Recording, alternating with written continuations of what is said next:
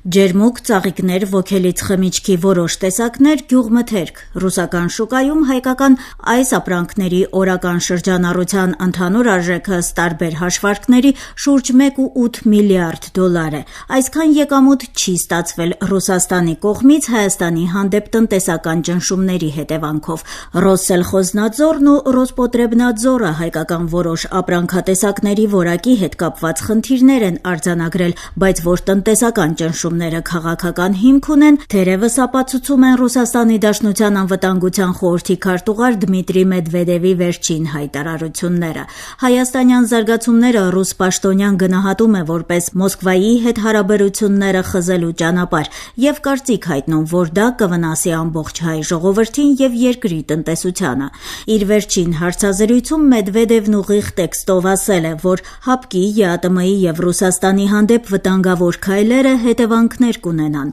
Նա իրավիճակը համեմատել է Ուկրաինայի հետ եւ չի թաքցրել, որ Կրեմլը ընտրություններից հետո Երևանում կառուցողական ղեկավարություն տեսնելու ակնկալիք ունի։ Միաժամանակ ռուսաստանցի պաշտոնյան նախազգուշացրել է. Հայաստանը ստիպված կլինի ռուսական գազը գնել եվրոպական գնով, ինչը գործողից 3 անգամ բարձր է։ Հայաստանի իշխանությունն արձագանքում է պաշտոնական Երևանը շահագրգռված չէ Մոսկվայի հետ քաղաքական տնտեսական կապերը խզելու հարցում, ընդհակառակը բնականոն հարաբերությունները պահպանելու եւ խորացնելու ցանկություն ունի Հայաստանի արտգործնախարար Արարատ Միրզոյան։ Կոնկրետ պաշտոնյան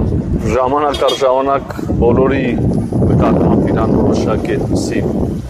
խոսելավոճա թույլ տալիս, բայց առհասարակ անդրադառնալով Հայաստան-Ռուսաստան հարաբերություններին, խնդիրներ բոլոր հարաբերություններում են կան, մենք ընդհանրապես տրամադրված չենք մթնոլորտել ավելի լարելուն կամ սրելուն։ Այդ խնդիրներից շատերը նախկինում 10 տարի առաջ էլ, 15 տարի առաջ էլ եղել են, ծիրանի մուտք, գինու մուտք, օղու մուտք, արտանման։ Մենք կառուցողական առողջ մթնոլորտում մեր գործընկերների հետ կքննարկենք եւ հուսով եմ կգտնենք լավ լուծումներ։ Մշտապես շահագրգռված ենք Ռուսաստանի հետ, մեր նորմալ գործընկերությունը պահպանելու եւ զարգացնելու եւ մեր որևէ տեսականորեն ցանկացած երկու հարաբերություն երրորդ գործընկերոջ դեմ ուղղված չի։ Պաշտոնական Երևանն այս դեպքում խոսում է ինքնիշխան որոշում ներկայացնելու իրավունքի մասին, նաև կարծում է, որ խնդիրներն այն ծավալի եւ խորության չեն, ինչպես ներկայացվում են։ Պաշտոնական մեկնաբանություններում չեն բացառվում նաև արտադրանքի որակի հետ կապված խնդիրները։ Իշխանությունն առաջարկում է արտադրողներին պահպանել անհրաժեշտ չափորոշիչները։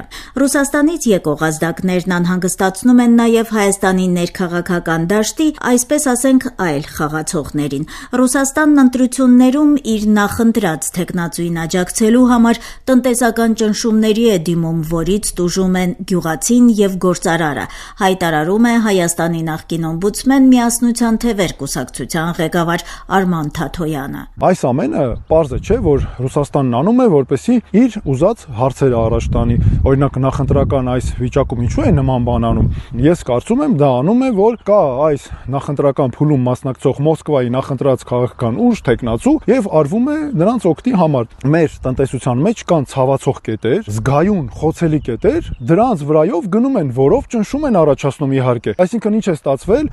արտաքին կողմնորոշումը դարձել է ներքին իրար դեմ պայքարի գործիք։ Ռուսաստանի համար ազդեցության գործիք է նաև գազի գինը։ Այս խնդրին անդրադարձել է Ռուսաստանի նախագահի մամուլի քարտուղար Դմիտրի Պեսկովը։ Նա հայտարարել է, որ ռուսական գազի գինը Հայաստանի համար ավելի քան արտոնյալ է, սակայն դա կփոխվի, եթե Երևանը դուրս գա ԵԱՏՄ-ից։ Մեջբերում Պեսկովի խոսքից։ Մենք լսել ենք Հայաստանի ղեկավարության հայտարարությունները, որ ռուսական գազի եւ ռուսական էներգիայի համար կա շատ գրավիչ, ավելի քան արտոնյալ գին։ Սա իսկապես ճիշտ է։ Ռուսաստանը մնում է էներգակրի հուսալի եւ պատասխանատու մատակարար բոլոր երկրների եւ հատկապես իր ամենամոտ դաշնակիցների եւ գործընկերների համար։ Նման ռեժիմ չի կարող գործել այլ ինտեգրացիաների մասնակիցների համար։ Այնտեղ գնագոյացումը բոլորովին այլ է, այն շուկայական է։ Մեր ընկերները Երևանում լավ գիտակցում են դա։ Ամեն դեպքում Պեսկովը հայտարարել է նաև, որ Ռուսաստանը եւ Հայաստանը բարեկամներ են եւ շարունակում են երկխոսել։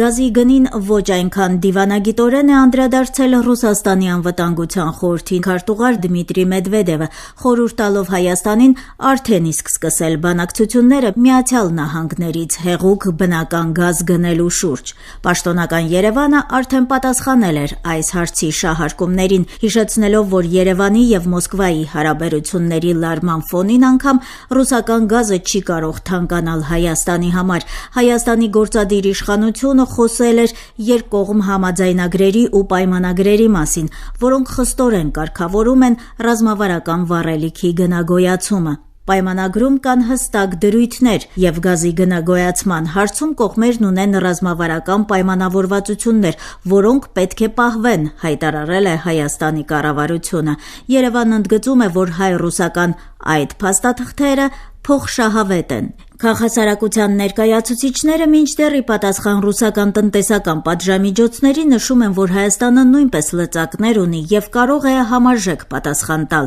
Իրազեկ քաղաքացիների միավորում կազմակերպության համակարգող Դանիել Իոաննիսյանն առնվազն 6 կետ է նշում, որոնք կարող են լինել Հայաստանի պատասխան քայլերը։ Նրա կարծիքով հենց Ռուսաստանի համար է վտանգավոր օրինակ հապկից Հայաստանի դուրս գալը։ Դա խնդիր կարող է դառնալ հենց կառույցի կայացման համար։ Իոաննիսյանը հիշեցրել է նաև երկաթուղու ազգայնացման եւ 102-րդ ռազմաբազայի տեղակայման հարցերը։ Տնտեսական հարթությունում արձանագրել է արևմտյան ապրանքների Հայաստանով Ռուսաստան մուտք գործելու արգելքի հնարավորությունը։ Մոլորակի կեսը կպտտվեք, Ղրղստանով կներմուծեք։ Այդ մաքսատուրքերի 98.7%-ը մերը չէր, գրել է Իոաննիսյանը։ Հայաստանի ընտրություններին Ռուսաստանի միջամտության մասին փաստող հերթական բացահայտումն արել է Ռուսաստանից վտարանդի փորձագետների խումբը EK Strategies.org կայքում։ Իոաննիսյանի դիտարկմամբ EK Strategies Communication Center-ի զեկույցը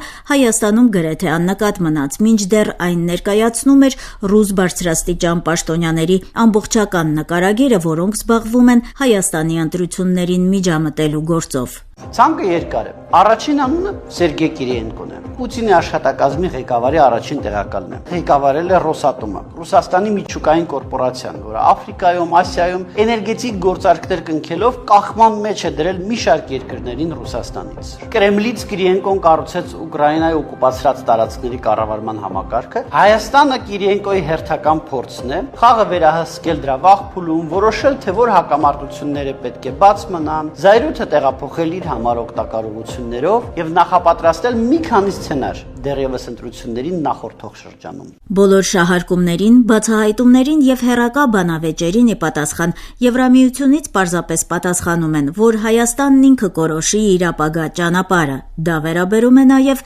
Եվրամիությանը անդամակցելու մտադրությանը։ Լենա Բադեյան, Ռադիոլուր։